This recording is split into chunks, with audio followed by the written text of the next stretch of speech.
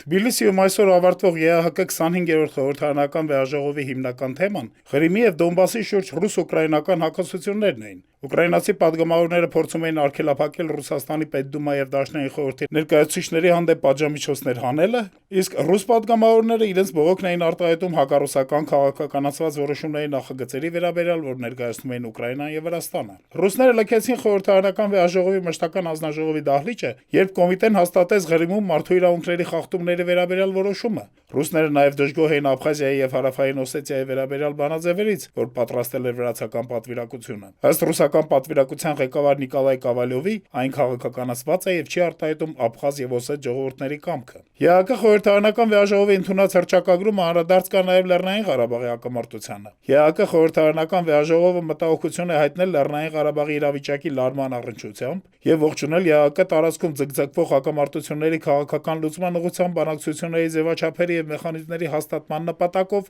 ԵԱՀԿ նախագահության ակտիվ ներգրավվածությունը։ Կոչ են կանում խորհրդարանականներին խրախուսել կողմերի քաղաքական կամքը, ներդնելու լուրջ ջանքեր հասնելու վստահության միջոցների կառուցման համաձայնության, նվազեցնելու Լեռնային Ղարաբաղի հակամարտության գոտում հետագա ռազմական բախումների ռիսկը, Մինսկի խմբի շրջանակներում հասնելու բանակցված եւ համակողմանի լուծման, ասված է հռչակագրում։